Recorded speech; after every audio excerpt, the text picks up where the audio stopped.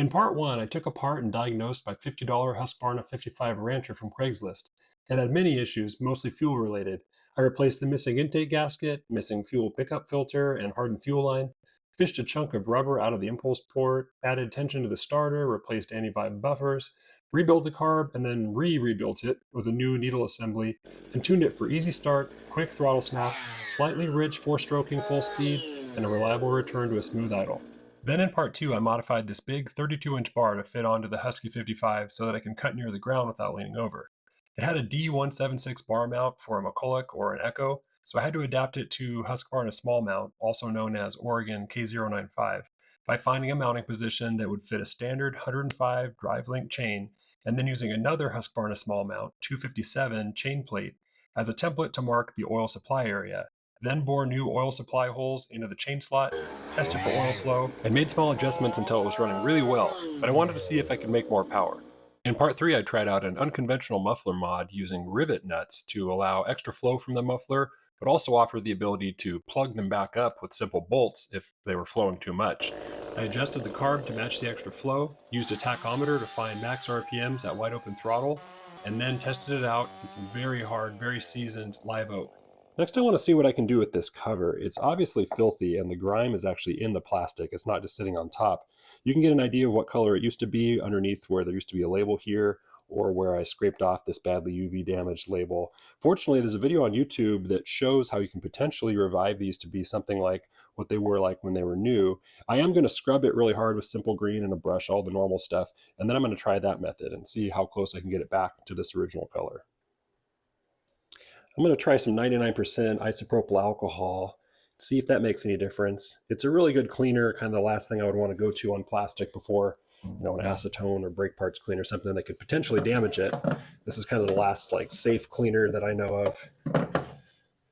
You can see it's not really lifting anything, maybe a little bit, but still plenty dirty. Next, I might as well try some of this CLR. This sink could use it if nothing else. We'll let that sit for a few minutes. I think I applied enough. Well, a few minutes of sitting, a few minutes of scrubbing, a few minutes of sitting again, not much difference. This is what was recommended in that other YouTube video. It's called Cream Developer. You'll find it in beauty supply stores, and it's what's used to basically bleach hair before coloring it. This is number 40, which is the strongest you'll typically find. It was like $5 for this 3.7 fluid ounces, so it's cheap. Ingredients, main thing is hydrogen peroxide, but it's also a cream, so it'll stay on whatever you brush it on. So I'm gonna brush this onto the cover, and once it's brushed all over, I'll cover it in saran wrap and then let it sit here in the sun. And theoretically, that's the combo that'll clean this stuff up. I've never done this before, so I'm excited to see how well it works. It's just a cheap, chip brush. And I don't know how that black choke switch lever is gonna fare. I looked into trying to pull it off of there, and it was basically impossible to take off without probably breaking something. So I think this is an old cover. Not all of them have that choke lever style. I don't want to have to replace it. I'm hoping I can make it look like new without replacing it. It looks like I've used about 1/3 of that container so far. All right, we're going to cover it in saran wrap next. This might be the hardest part of all. Hey, not too bad. And then potentially just being out in the sun with either the heat or the UV gets this stuff going. So it's just going to sit here for a while. I guess I'll check in on it maybe in half an hour and then an hour and see how it's doing.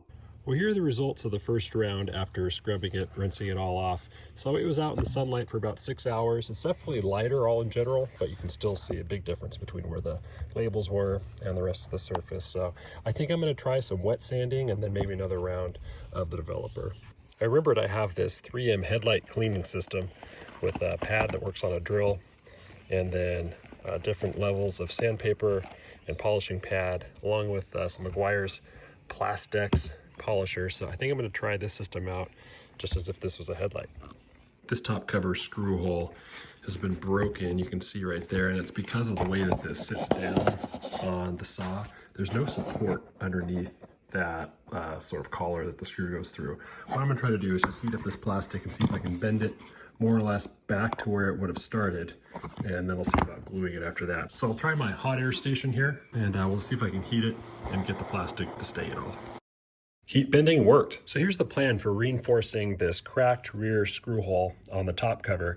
I've got some JB Weld, JB Quick, that I'm going to smear all around this cracked area to reinforce it and hold it in place. And then to prevent it from cracking again from the bending force it gets when the screw is tightened down, I've added a little piece of plastic on the end here that will extend down into the case and rest on the nut that this top cover screw is screwing into, so it'll actually have a surface to bear on rather than just bending because it's out there in space. So I've sanded this a lot to get it all rough, and hopefully the JB Weld will stick onto that really well. I've got a bolt just holding this piece of plastic in place just for alignment. This is actually a piece of a valve stem cap. It's actually a harder plastic than I expected and just the right size. So we'll see how this goes. Well, there's a finished product. Well, not finished. That's the initial application. It never looks pretty, but once this hardens, of course, I can sand it, grind it, file it, do whatever I need to.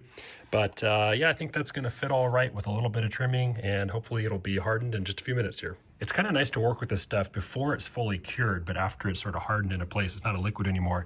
Like here, I've got a brand new razor blade on a knife, and I was able to just slice out, you know, an area where I knew I was going to need clearance, and it just comes right off, kind of like it's clay or something. You know, later I can grind it and sand it and still probably use a knife in some places, but at just the right point in its curing cycle, it can be really easy to work. Here's that recessed area where this clip-on nut that receives the top cover screw sits almost a 1/4 inch below the surrounding surface. Compared to the other screw holes, there's a lot more meat that supports the top cover.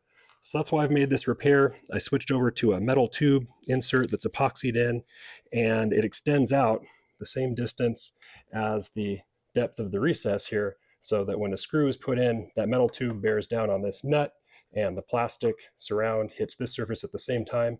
When you crank it down, there's no bending force that wants to crack the side of the top cover.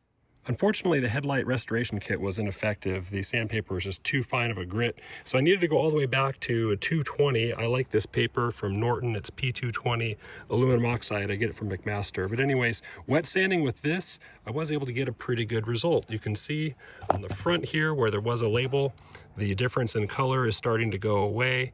It does have a little bit of texture on the surface now, although it's consistent all over. I could go back and do 320 and then maybe go to the headlight resto kit, which was 500, 800, 3000, and then polishes if I really wanted to get to that level.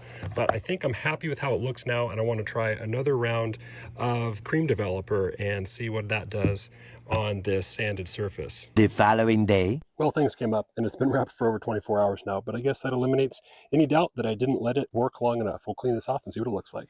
All rinsed off. It's a little lighter, not by much, but definitely noticeable. I like how that looks. I think the cream developer does a good job of lightening in general, but mainly it's going to help with this sort of thing, with the UV damage and the yellowing that comes to the surface. That said, wet sanding does a really good job on the roughened, oxidized areas, especially if there's dirt and grime in them. Washing it really well and then wet sanding is going to take care of that. And in conjunction with the cream developer, it's going to lighten everything up. So I'm pretty happy with how this came out overall. I'm nitpicking it and looking at every little flaw for the video, but this is actually pretty cool. I'm pretty stoked that I was able to get this old cover looking so good.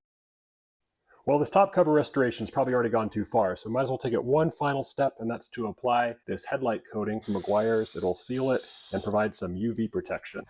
It says to do 2 medium coats, 3 to 5 minutes apart. So hopefully that'll level out a little bit on its own, and I'll come back and put another coat on after a few minutes. It's certainly not perfect, but looking back, there's quite a difference in this top cover and this whole saw. Some might say this is a waste of time because it'll get dirty again, and I won't mind when it does, but to me, it's satisfying to have a day where everything on this old saw was tip-top, including the white top. If you got something out of following along on this project, hit the like button so the algorithms recommend it to others, but thanks a lot for watching.